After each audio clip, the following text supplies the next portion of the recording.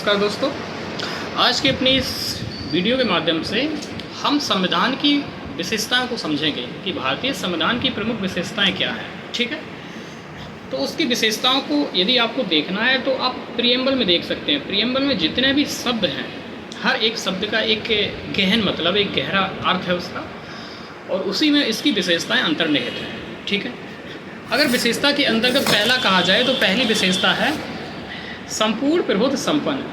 ठीक है ना, तो भारतीय संविधान में कैसी कैसी कौन सी विशेषता हैं, तो पहला है संपूर्ण प्रभुत्व संपन्न। ठीक है, तो हमारा जो संविधान है वो एक सोवरेन स्टेट की बात करता है, एक संप्रभु राज्य की बात करता है। संप्रभु का मतलब ये होता है कि प्रभु, जैसे प्रभु से ऊपर कोई नहीं होता है, प्रभु ही सबसे ऊपर होते हैं। इसी प्रकार पे धरती पे बात करें तो राज्य से ऊपर कोई नहीं होता है। राज्य अपने आंतरिक और बाह्य मामले में कोई भी निर्णय लेने के लिए स्वतंत्र होता है, इसे कहते हैं संप्रभु। ठीक है, और हीगल ने कहा भी था कि धरती पर कोई ईश्वर है तो वो आपका राज्य है, यानी स्टेट, यानी कि देश। ठीक है, दूसरा है डेमोक्रेटिक, यानी कि लोकतंत्रात्मक राज्य, ये भी विशेषता है हमारी। ठीक है ना, इसका मतलब हमारी जो शासन प्रणाली है वो लोकतांत्रिक है, कोई निरंकुश शासन नहीं है, जनता का शासन है, by the people, of the people, for the people. ये डेमोक्रेसी की कंसेप्ट दिया था अब्राहम लिंकन ने, नहीं जहाँ जनता ही जनार्दन हो। ठीक है ना, तो उसकी बात करता है। अगली बात करता है रिपब्लिक की, गणतंत्र की। हमारा संविधान गणतंत्र की बात करता है, रिपब्लिक, जिसका मतलब होता है कि संकीर्ण अर्थों में देखें तो इसका मतलब है कि हमारा जो राज्य प्रमुख है वो निर्वाचित होगा, कोई वंश के आधार पर नहीं होगा ब्रिटेन की भांति। और व्यापक अर्थों में देखें तो चाहे चपरासी हो वो भी, या फिर वंचित तबके का कोई भी व्यक्ति हो, वो भी देश के सर्वोच्च पद पे पहुँच सकता है, यानी कि राष्ट्रपति बन सकता है। एग्जाम्पल, हमारा वंचित समाज है, लेकिन द्रौपदी मुर्मू वहाँ पे पहुँची। ठीक है ना, रामनाथ कोविंद जी, महामहिम, ये लोग पहुँचे। तो इस रूप में आप इन चीज़ों को देख सकते हो। ठीक है ना, अगली जो विशेषता या फीचर्स है वो आपका है पंथ निरपेक्ष राज्य, सेकुलर स्टेट। सेकुलर स्टेट का मतलब सीधा ये होता है कि राज्य का अपना कोई धर्म नहीं होगा, राज्य की दृष्टि में सभी धर्म समान होंगे, किसी के साथ भेदभाव नहीं किया जा सकता। आर्टिकल 25 से लेकर 28 तक आप देख सकते हैं इसमें। ठीक है ना, इस और भी पंथ निरपेक्षता के लिए आर्टिकल हैं। इसके अलावा आप देखा जाए, ठीक है ना, और हालांकि 1976 में तो 42वां संशोधन में प्रस्तावना में सीधा डाल दिया कि we are the secular state, शब्द डाल दिया। अगली विशेषता है कि हमारा जो संविधान है ना तो कठोर है ना ही लचीला है, हमारा इसका दोनों का सम्मिश्रण है। ठीक है ना, यानी कि सामंजस्य की बात करता है। ठीक है, क्योंकि कठोर होगा तो बदलाव नहीं हो पाएगा समय के साथ में, और लचीला होगा तो कठपुतली बनकर रह जाएगा सरकार के हाथों का। तो हमने बीच का रास्ता अपनाया, जो भी प्रावधान बहुत आवश्यक थे उनको कठोर बना दिया, और जिनमें समय के साथ बदलाव किया जा सके उनको लचीला रखा। ठीक है, तो ये भी विशेषता है।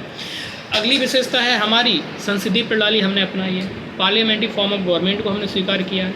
हालांकि हमारे पास जिस समय आज़ाद हो रहे थे उस समय हमारे पास USA का मॉडल था, प्रेसिडेंशियल फॉर्म ऑफ गवर्नमेंट थी, लेकिन हमने वो नहीं अपनाया। इसके पीछे कारण ये थे कि हमें संसद का एक गहरा अनुभव था। हमारे एक विशाल देश है जहाँ विविधता बहुत ज़्यादा है, सभी के हितों को रिप्रेजेंट करना है, वो काम अच्छा संसद करती है। हमें स्थायित्व से ज़्यादा उत्तरदायित्व को अपनाना था, सामूहिक उत्तरदायित्व की बात हो तो संसद करती है, इसलिए हमने संसद को अपना लिया, ये भी विशेषता है। इसके अलावा कि हमारी ना तो संसदीय सर्वोच्चता है और न्यायिक सर्वोच्चता को हमने अपनाया। ठीक है ना, हमारे यहाँ जुडिशरी सर्वोच्च है, ना ही हमारे यहाँ पार्लियामेंट सर्वोच्च है। हमारे यहाँ सर्वोच्च है संविधान, और संविधान ही सभी को ताकत देता है, चाहे वो जुडिशरी हो चाहे आपकी लेजिस्लेटिव हो। ठीक है ना, यानी कि संसद हो। इसके अलावा हमारे संघीय शासन व्यवस्था है। संघीय शासन का मतलब होता है कि हमारे यहाँ एक तो केंद्र स्तर पे सरकार है, सेंटर की, और दूसरी हमारी बहुत सारी राज्य सरकारें होती हैं, उत्तर प्रदेश, MP, कर्नाटक, तमिलनाडु, विभिन्न प्रकार की।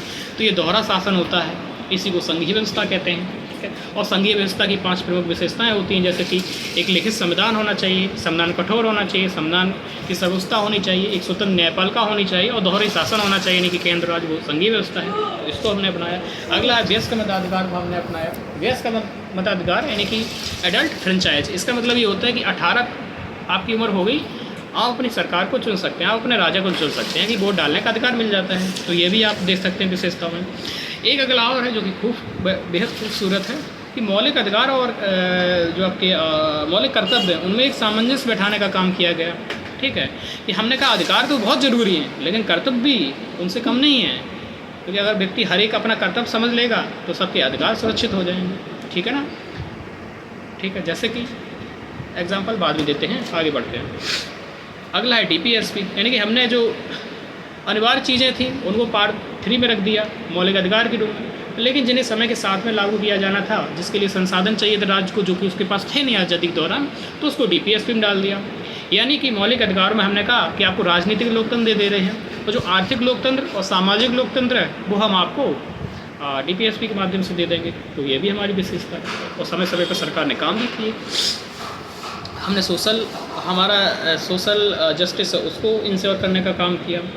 हमारा जो राज्य है कल्याणकारी राज्य है, वेलफेयर स्टेट है, जिसका उल्लेख आप DPSP में आर्टिकल 38 में देख सकते हैं। वेलफेयर स्टेट, इसका मतलब ये है कि सरकार केवल प्रशासन व्यवस्था नहीं देखेगा, देश की सुरक्षा ही केवल नहीं करेगा, बल्कि लोगों के जीवन में बदलाव भी करेगा, सकारात्मक बदलाव, जैसे कि हेल्थ, एजुकेशन और नाना प्रकार की चीज़ें आपको मुहैया कराएगा। ठीक है, इसके अलावा हमने एक स्वतंत्र न्यायपालिका अपनाई है।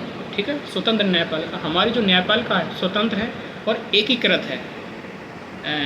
उसे कहते हैं क्या कहते हैं, अंग्रेजी में कुछ कहते हैं, आप समझ लेना। ठीक है, थोड़ा सा नहीं समझ में आ रहा है।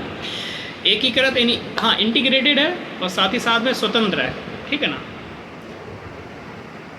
हाँ, इंडिपेंडेंट जो कहते हैं जुडिशरी, ये भी है। ठीक है ना? एकीकृत का मतलब हमारे यहाँ सुप्रीम कोर्ट है, फिर हाई कोर्ट है, फिर अधीनस्थ न्यायालय है, तो ये हायरार्की बन जाती है। ठीक है ना? जबकि संघीय व्यवस्था में ऐसा होता है, जैसे अमेरिका की बात करें कि राज्य का सुप्रीम कोर्ट अलग होता है और केंद्र का सुप्रीम कोर्ट अलग होता है। हमारे यहाँ ऐसा कुछ नहीं है। तो ये भी है। सिंगल सिटीजनशिप है, एकल नागरिकता है। अमेरिका में दोहरी है, राज्यों की अलग है और वहाँ की अलग है, लेकिन हमारे यहाँ ये भी है। तो these are the features of Indian constitution. I hope you enjoy the class, and अगर अच्छी लगे तो आप लाइक कर देना। ठीक है, मिलते हैं अगली वीडियो। जय हिंद।